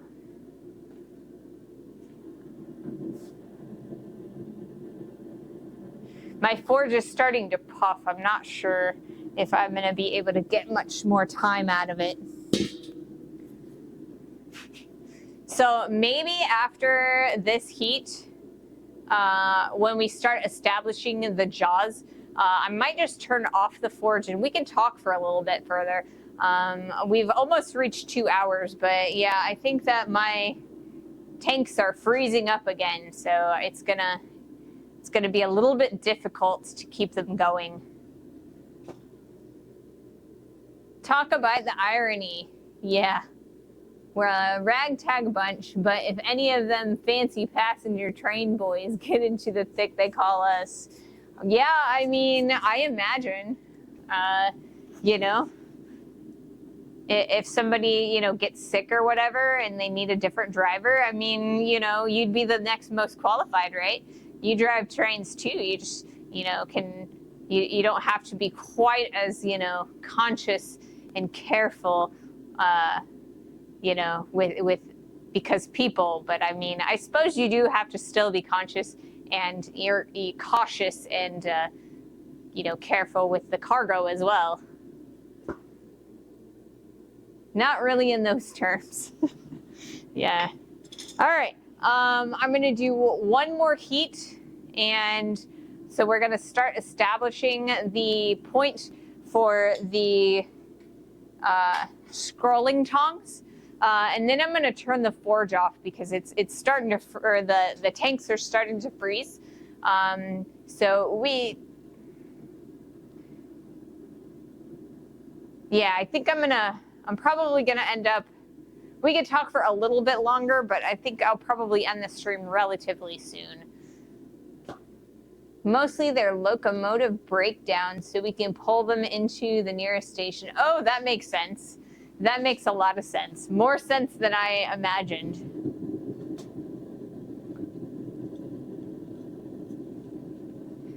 All right.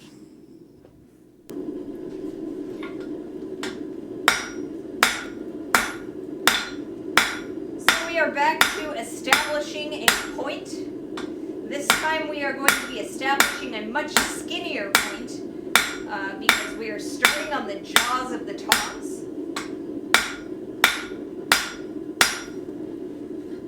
So this needs to be a little bit more precise so that we can get that real nice point on there.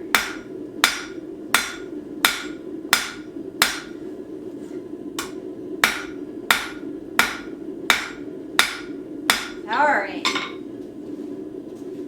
I think that's all my tank's got in it today. I can hear it puffing in there, and I just, you know, I'm gonna start losing my heat and stuff. Alright. We're the search and rescue party. That makes sense. That makes a lot of sense. It's like the tow truck, you know, pull people back into, you know, into the train stations so that people can get off and, you know, on with their day, and you can pull them into, you know, the repair facility.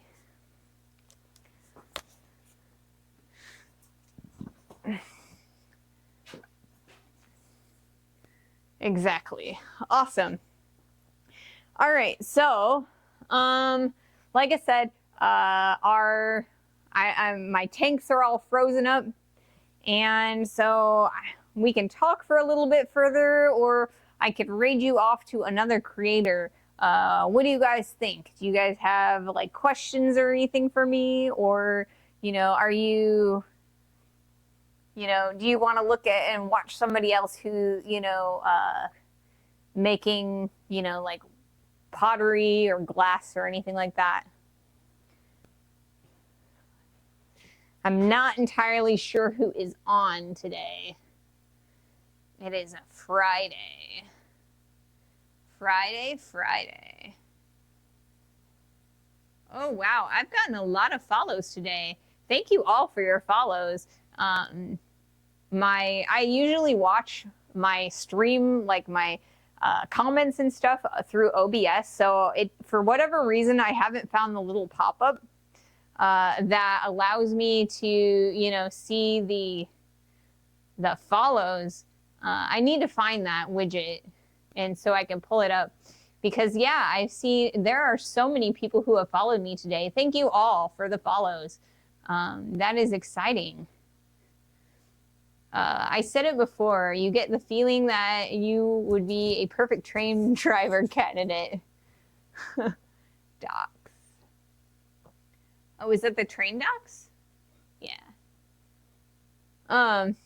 Maybe. I mean, you never know. I might drive a train someday. I might, you know, I might not, you know. You never know. It's kind of one of those, you take things as they come, and if the opportunity presents itself to, you know, get a job, I mean, maybe. You never know. Top left drop down. Oh, on the docks? Let's see. Tools. Captions on there. Hide users. Twitch stats.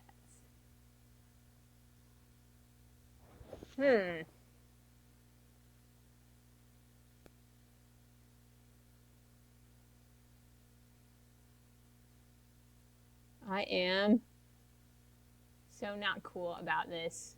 I'm really bad. Twitch stats. Top left drop down.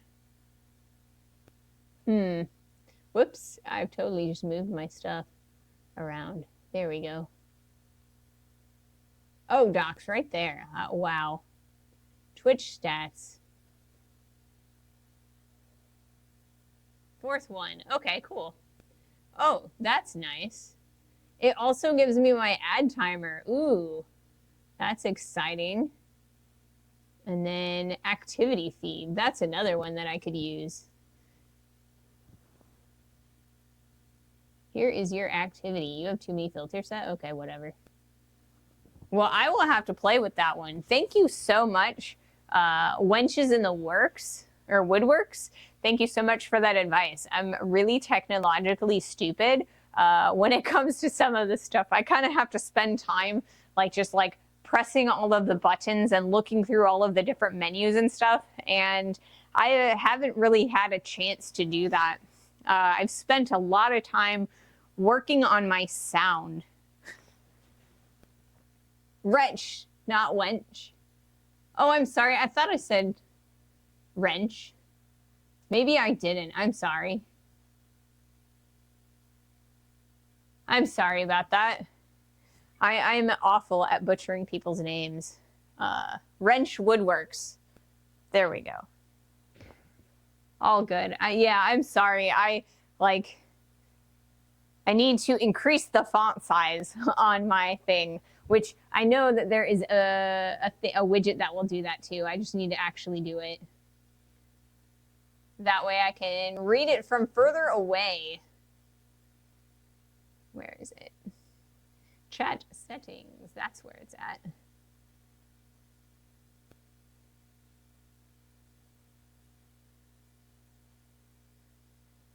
Pretty sure it's in here.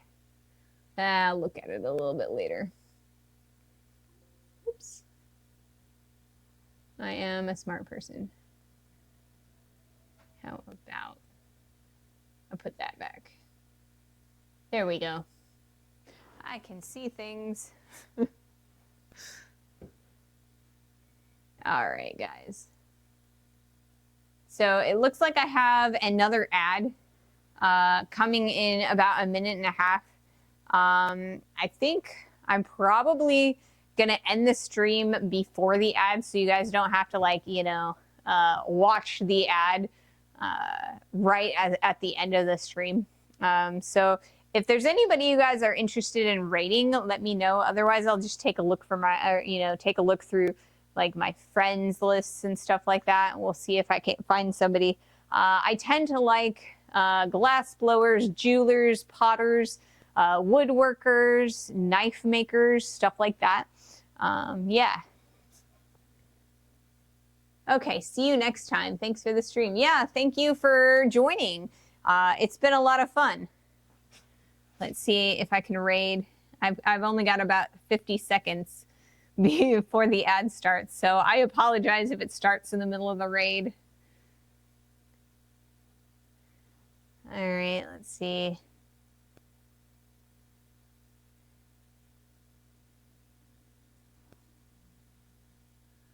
What do we got? Making pipes. I'm not sure what that is.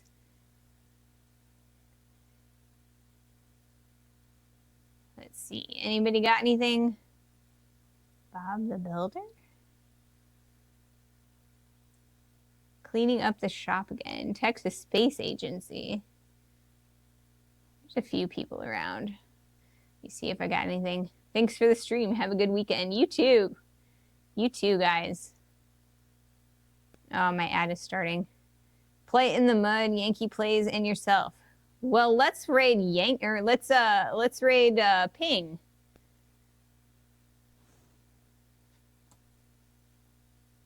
I did not know that you were actually streaming, Ping. I will raid you. Let's go.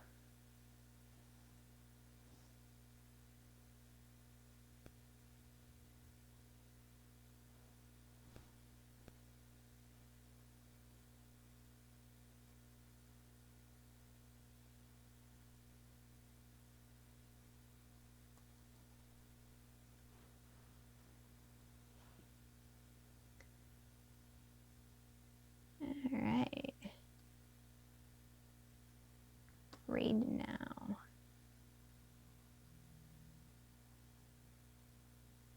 I think I said it. There we go.